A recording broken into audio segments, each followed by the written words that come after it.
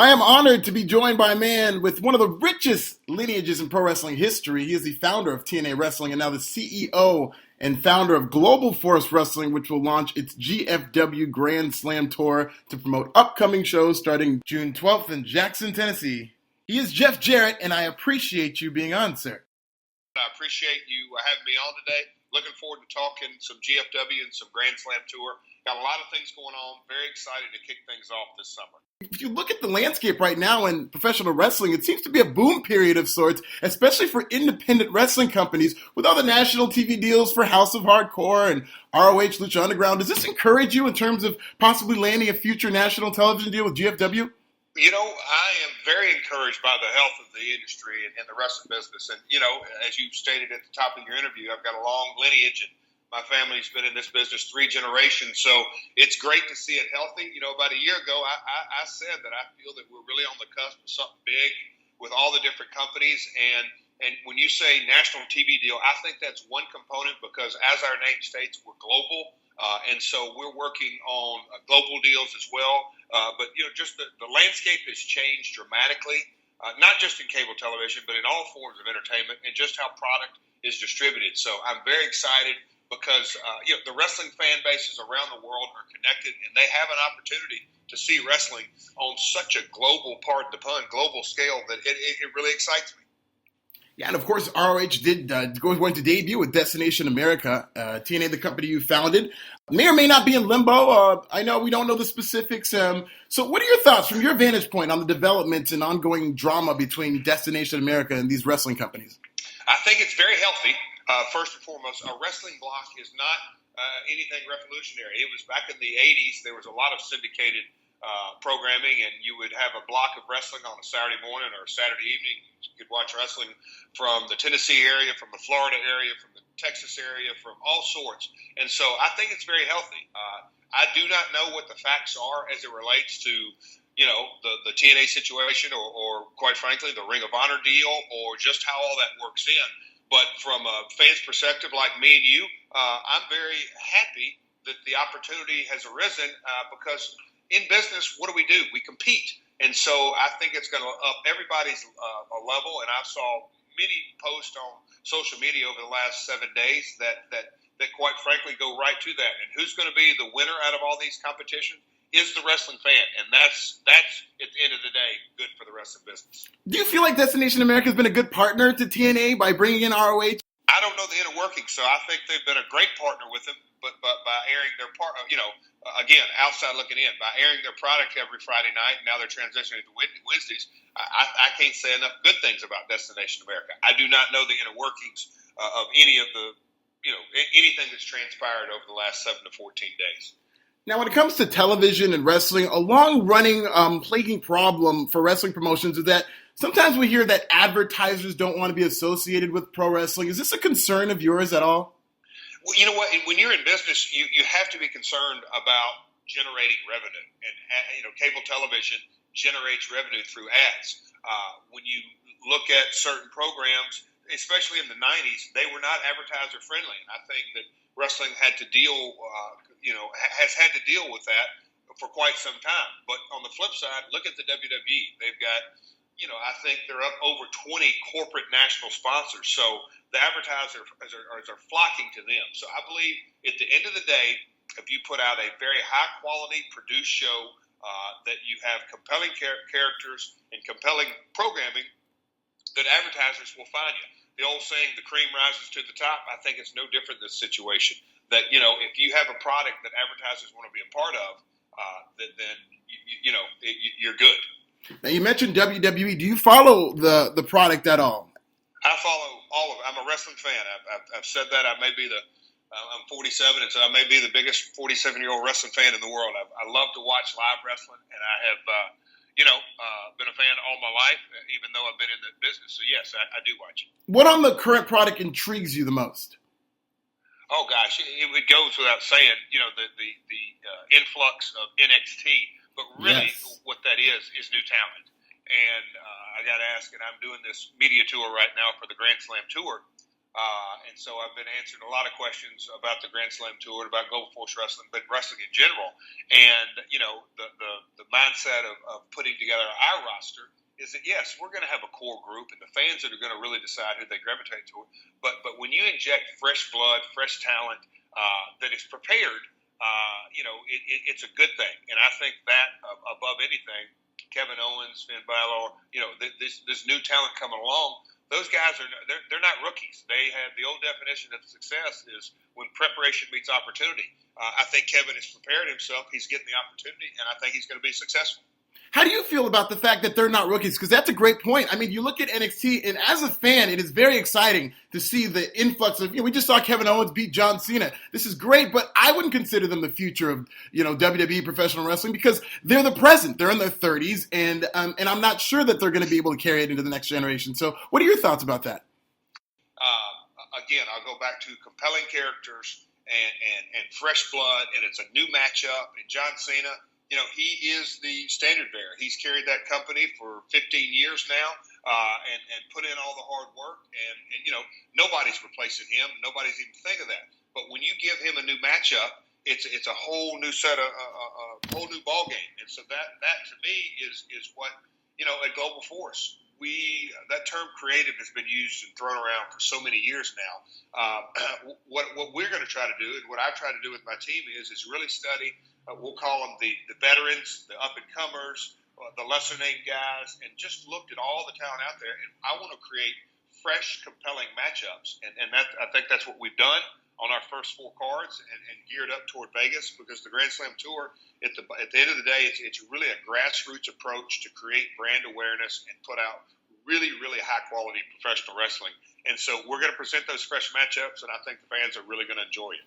Is GFW going to be more of an alternative to what we see in the mainstream product, or do you plan to reinvent the wheel? Are there going to be lost arts that maybe are brought back through GFW? We'll let you decide. We'll let the fans decide. We're going to put out a product that is very engaging in this day and age. If you're not social media savvy and engaging on, not daily but hourly, that's one component. But I'll call it our brand, our style of bell to bell is going to have a lot of passion behind it, and they're going to compete. And so I'll let you guys decide what your thoughts are on it. We're going to put out great professional wrestling. Wrestling fans always love talking about who they would love to build a promotion around if they could start one. And you are actually in this scenario. So you've announced a lot of notable signings. Who are the focal points in your mind? Who do you feel like you're going to build this promotion around? You mentioned fresh talent a little earlier.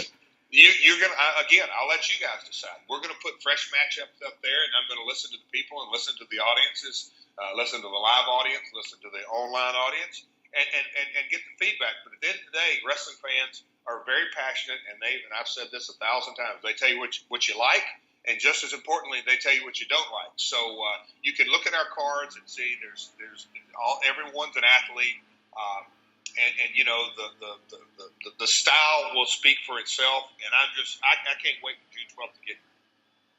How much of an on-camera presence can we expect from Jeff Jarrett and GFW? Minimal. I'm the promoter, and the stars are going to shine. The athletes are going to shine. That's what my 99.9% of my time is geared toward as it relates to my professional side of things, is promoting this brand, creating brand awareness, and putting these athletes on a stage that they hadn't been before, and let their abilities speak for themselves. Now, announcing is so important to the growth of professional wrestling. You've already announced that you signed Chael Sonnen, who has a very colorful personality from the MMA world. Talk about that signing and what you think he's going to contribute.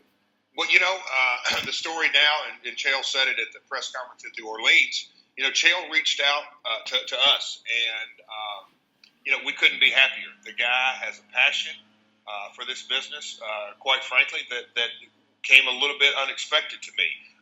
But they incredible passion, incredible knowledge for it. And, his MMA career is legendary with just the, we'll call it, you can call it promo skills, trash talk, interviews, whatever have it. But, it speaks for itself. And now he's a ESPN analyst.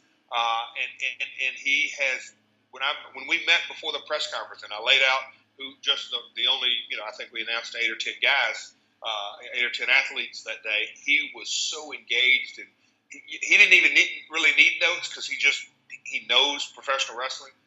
But we're excited. At the end of the day, we're excited. We're excited that he's excited, if that makes sense. No, it does make sense. And Chael is an elite athlete. So are we going to see Chael get involved in physical storylines, maybe train to be a wrestler?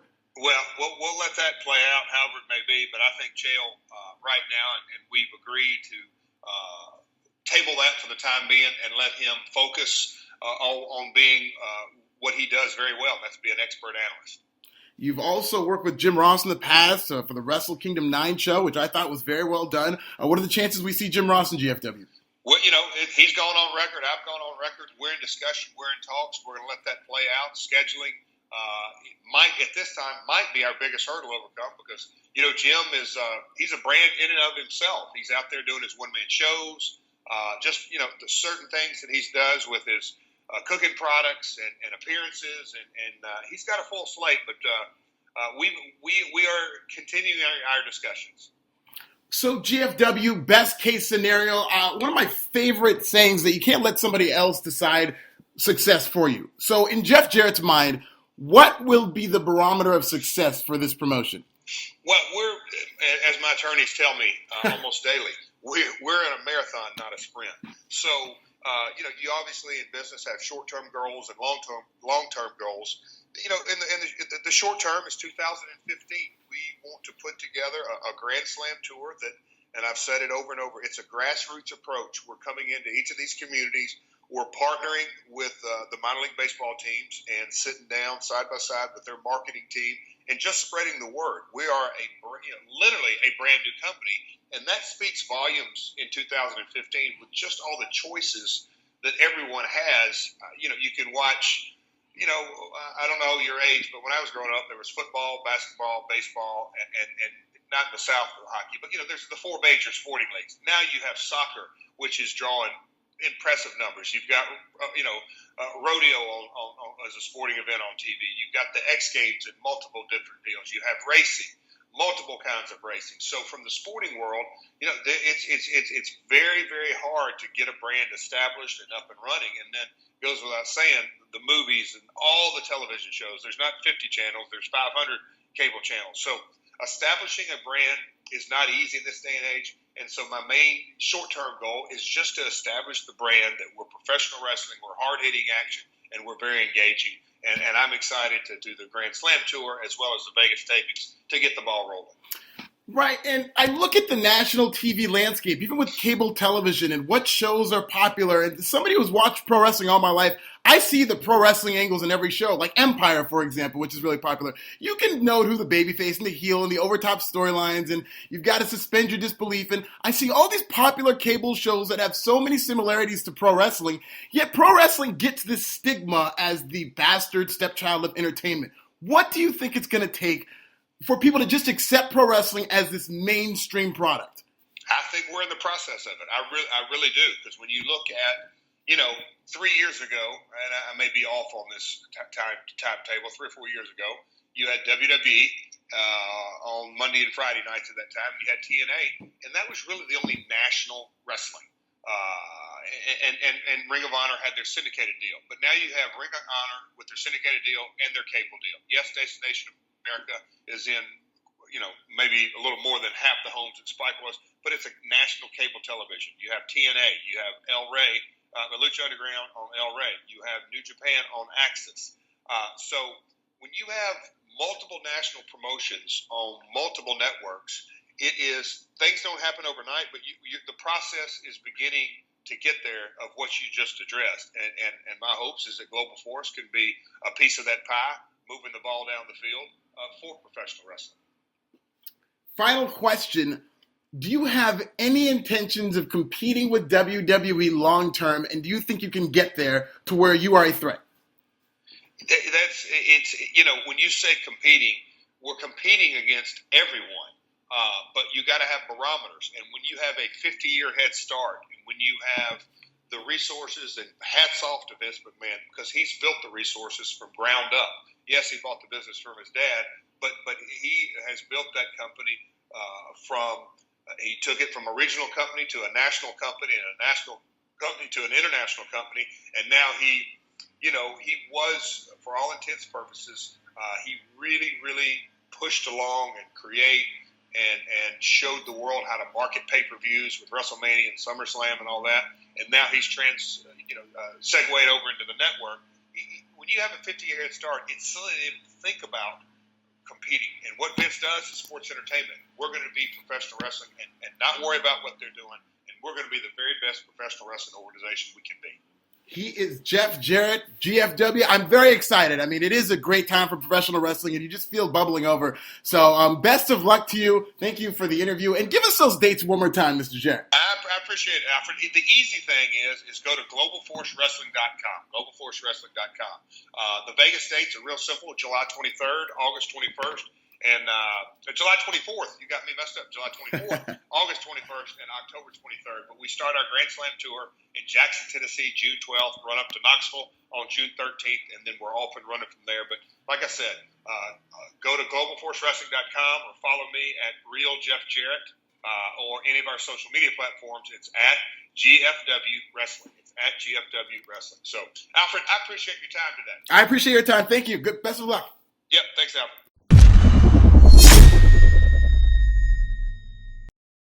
Dave Meltzer of the National Enquirer is reporting that the network was growing frustrated with TNA because advertisers wanted nothing to do with them. Yet with ROH, where the world champion has a Confederate flag ingrained into the belt, now it's going to be different.